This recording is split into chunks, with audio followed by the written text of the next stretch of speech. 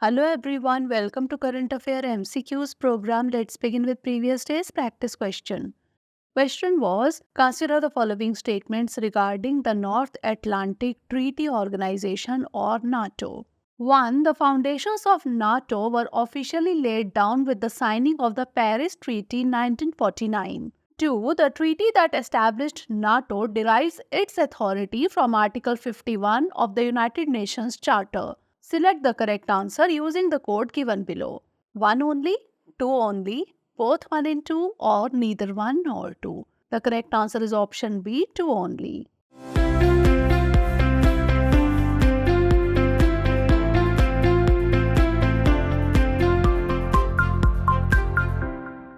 North Atlantic Treaty Organization, that is NATO. The foundations of the NATO were officially laid down on 4th April 1949 with the signing of the North Atlantic Treaty 1949, more popularly known as the Washington Treaty 1949. Hence, statement 1 is not correct. The treaty derives its authority from Article 51 of the United Nations Charter, which reaffirms the inherent right of independent states to individual or collective defense. Hence, statement 2 is correct. Hence, option B is the correct answer. Now, let's begin today's episode. First question is, consider the following statements regarding Jagannath Temple, Puri. 1. It was constructed during the reign of the Ganga dynasty in the 12th century. 2. It is an example of Kalinga architecture featuring distinctive curvilinear towers and intricate carvings. 3. It is known as the Black Pagoda.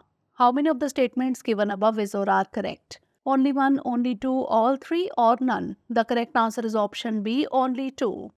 Jaganath Temple in Puri, Odisha was constructed during the reign of the Ganga dynasty by Anantvarman Chod Ganga in the 12th century. Hence, statement 1 is correct. It is an example of Kalinga architecture featuring distinctive curvilinear towers, intricate carvings, and ornate sculptures. Hence, statement 2 is correct. It is known as the White Pagoda and is one of the Char Dhams, 4 of the most sacred pilgrimage sites for Hindus.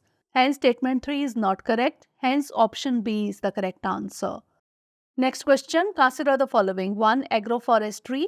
2. Contour bunding. 3. Crop diversification. 4. Mixed cropping. Which of the above mentioned agricultural practices are parts of climate resilient agriculture? 1 and 2 only, 1, 2 and 3 only, 2, 3 and 4 only, or 1, 2, 3 and 4? The correct answer is option D, 1, 2, 3 and 4.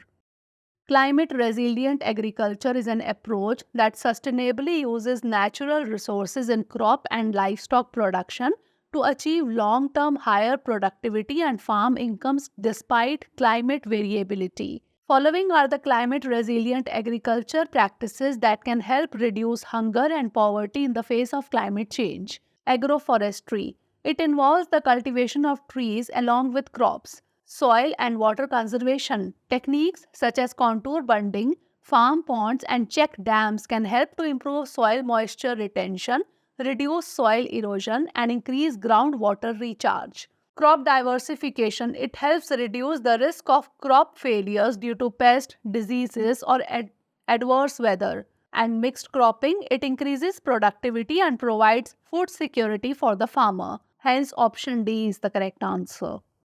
Next question, consider the following statements regarding the International Maritime Organization. 1. It is a specialized agency of the United Nations. 2. IMO enforces its conventions through its available enforcement mechanisms. 3. It facilitates international maritime traffic without involving in legal matters related to them. Which of the statements given above is or are correct?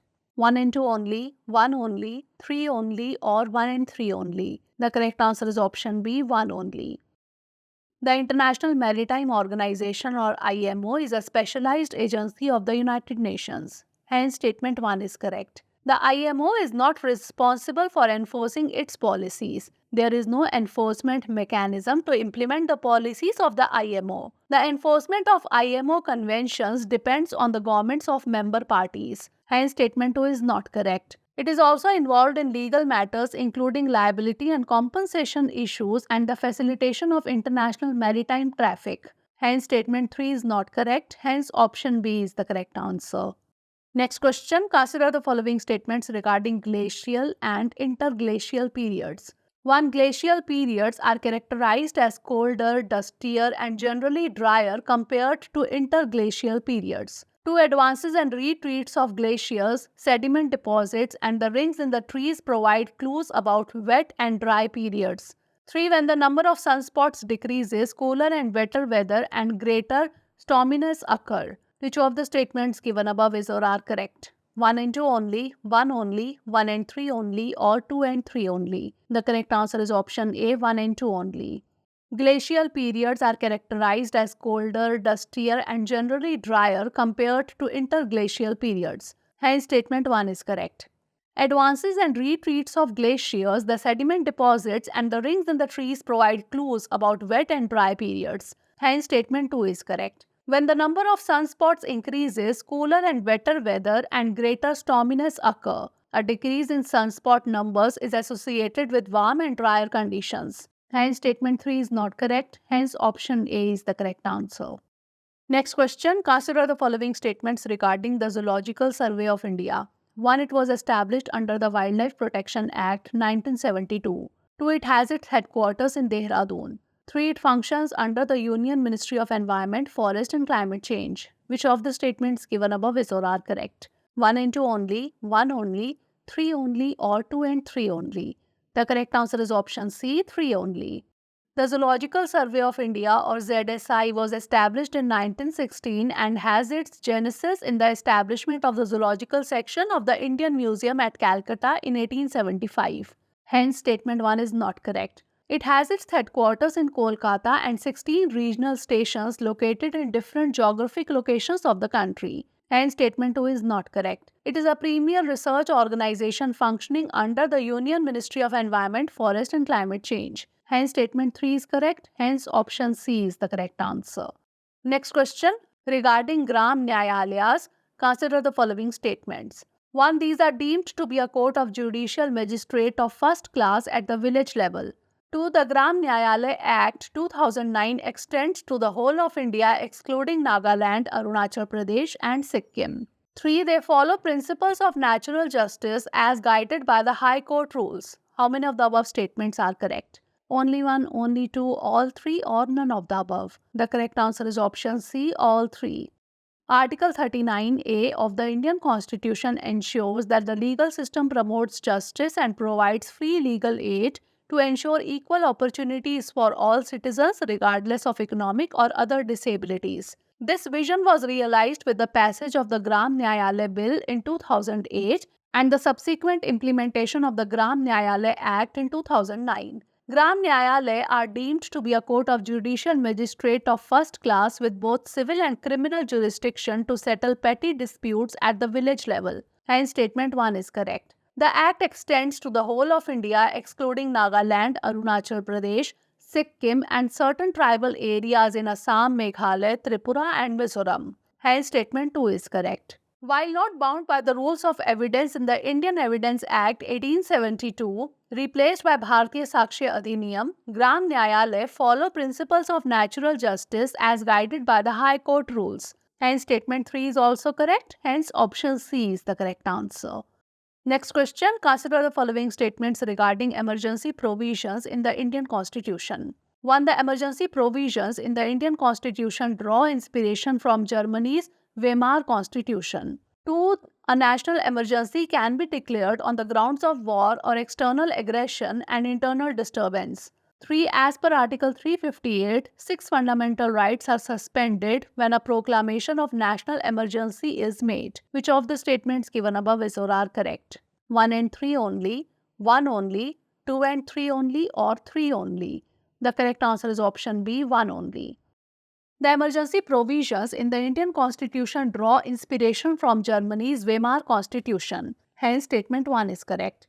A national emergency can be declared on the grounds of war or external aggression and armed rebellion. The term armed rebellion is inserted from the 44th Constitutional Amendment Act 1978. Before this term, it was known as internal disturbance. Hence, statement 2 is not correct. According to Article 358, when a proclamation of national emergency is made, the 6 fundamental rights under Article 19 are automatically suspended. Hence, statement 3 is not correct. Hence, option B is the correct answer. Next question. Consider the following statements regarding provisions of parliamentary privileges in the Indian Constitution. 1. These privileges are defined in Article 105 for members of Parliament and Article 194 for the members of legislative assemblies of states. 2. Under these privileges, the members of Parliament are exempted from any civil liability and criminal liability for any statement made or act done in the course of their duties. 3. Parliament passed a law to exhaustively codify all the privileges in 1978. Which of the statements given above is or are correct? 2 and 3 only, 3 only, 1 and 3 only, or 1 only? The correct answer is option D, 1 only. Parliamentary privileges are special rights, immunities, and exemptions enjoyed by the members of the Parliament and their committees. These privileges are defined in Article 105 of the Indian Constitution for members of Parliament, while Article 194 guarantees the same privileges to the members of legislative assemblies of states. Hence, statement 1 is correct. Under these privileges, the members of Parliament are exempted from any civil liability but not criminal liability for any statement made or act done in the course of their duties. Hence, statement 2 is not correct. Parliament has not made any special law to exhaustively codify all the privileges. Hence, statement 3 is not correct. Hence, option D is the correct answer. Next question. What is the primary objective of digital public infrastructure, that is DPI? To promote private sector innovation in digital technologies, to provide universal access to digital services and utilities, to regulate internet usage and privacy concerns in the public domain, or to centralize government control over digital platforms. The correct answer is option B, to provide universal access to digital services and utilities. Digital public infrastructure is a critical enabler of digital transformation and is helping to improve public service delivery at scale. It helps countries provide universal access to digital services and utilities. Designed and implemented well, it can help achieve their national priorities and accelerate the sustainable development goals. Hence, option B is the correct answer. Last question. Consider the following statements. 1. Galwan Valley is strategically located between Ladakh in the west and Aksai Chin in the east. 2. Galwan River meets the Shyok River on India's side of the line of actual control. Which of the statements given above is or are correct? 1 only, 2 only, both 1 and 2, or neither 1 nor 2? The correct answer is option C, both 1 and 2.